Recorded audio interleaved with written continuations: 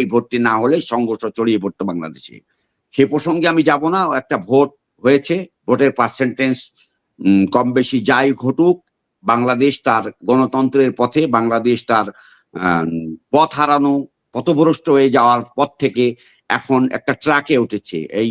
সেই ট্রাকটা হলো নির্বাচনের মাধ্যমে একটা প্রতিনিধি নির্বাচিত করা।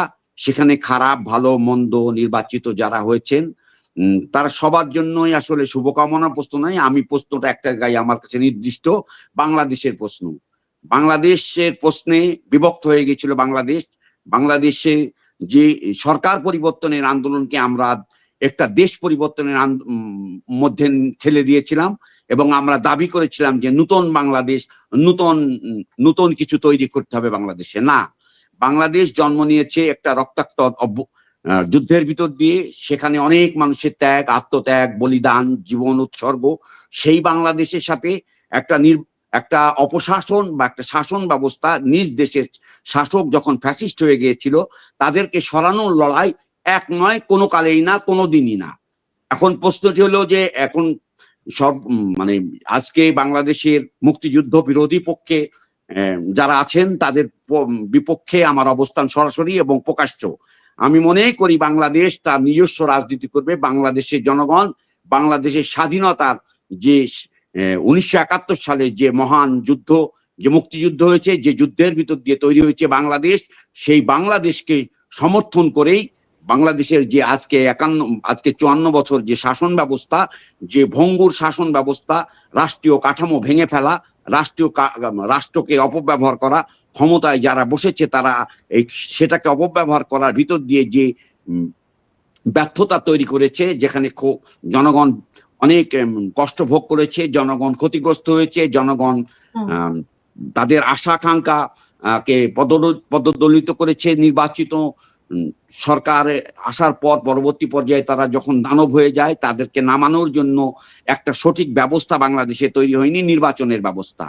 সারোয়ার ভাইয়ের একটা কথা টেনে আমি বলতে চাই যে এ যাবৎকালে অনির্বাচিত মানে যে সরকার, যারা মানে এই তত্ত্বাবধায়ক জাতীয় সরকার বা এই অন্তর্বর্তী সরকারই বলেন, এরা যে নির্বাচন করলো একটি ফেয়ার নির্বাচন দেখা গিয়েছে।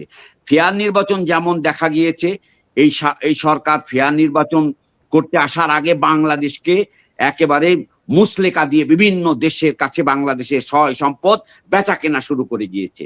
এইটা একটা গর্হিত অপরাধ করেছে। এই অপরাধের একদিন বাংলাদেশে বিচার হবে, এটা লিখে রাখেন।